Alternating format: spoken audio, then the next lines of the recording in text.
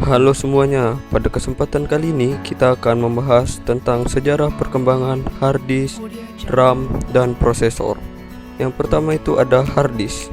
Siapa yang tidak kenal dengan hard disk? Hard disk merupakan media penyimpanan berbasis magnetik yang didesain sebagai alat penyimpanan data dalam jumlah yang besar untuk menggantikan floppy disk. Dalam perkembangannya, hard disk semakin lama semakin tipis atau kecil, namun memiliki penyimpanan yang sangat besar. Dan berikut adalah perkembangan hard disk dari masa ke masa. Yang pertama, hard disk dikeluarkan oleh Ramak pada tahun 1956. Ramak merupakan Random Access Method of Accounting and Control. Ramak menciptakan hard disk yang diberi nama IBM 305 disk files yang beratnya hampir 1 ton dan harganya juga sangat fantastis, yaitu 140 juta rupiah.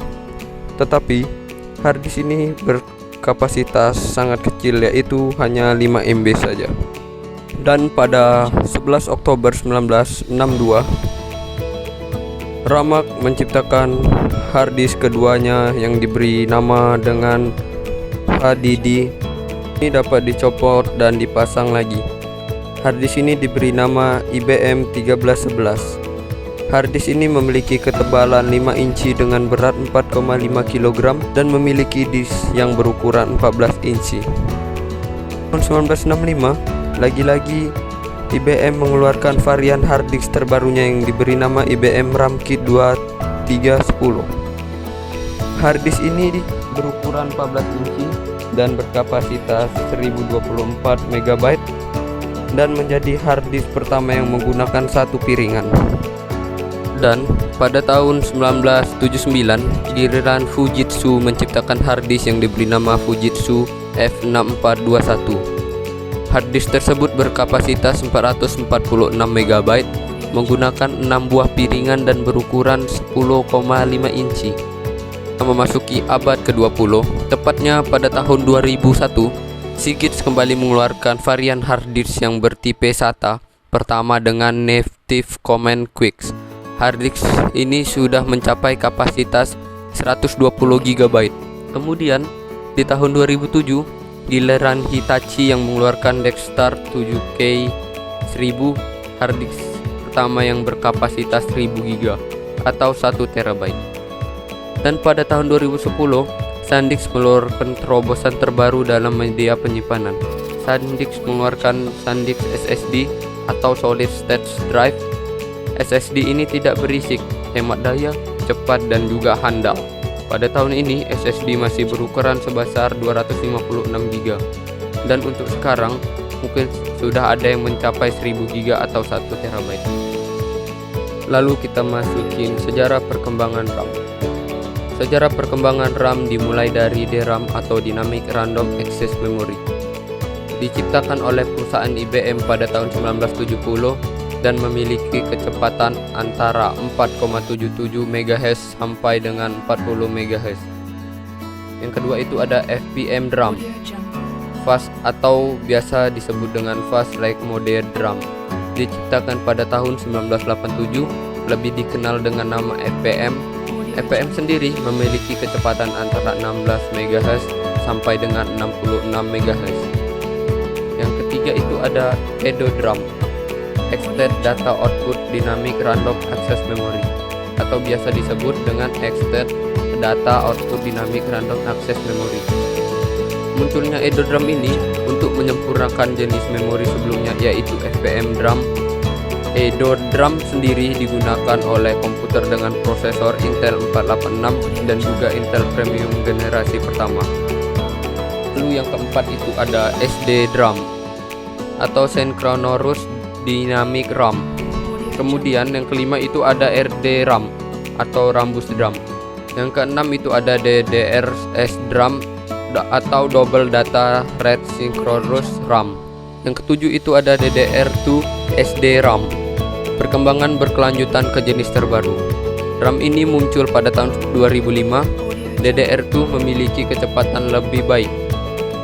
Yang ke-8 yaitu ada DDR3 SD RAM. Yang ke-9 itu ada DDR SD RAM. RAM yang dirilis pada tahun 2014, namun ternyata baru bisa digunakan pada tahun 2015. RAM ini merupakan tipe RAM yang paling baru saat ini. Dan kita berakhir dari pembahasan RAM. Selanjutnya kita akan membahas tentang prosesor.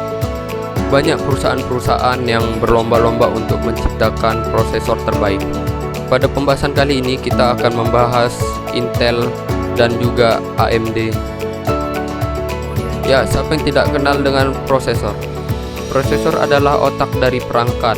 Setiap komputer memiliki prosesor, baik itu dengan efisiensi kecil maupun kinerja besar. Tanpa prosesor, komputer itu tidak mungkin jalan.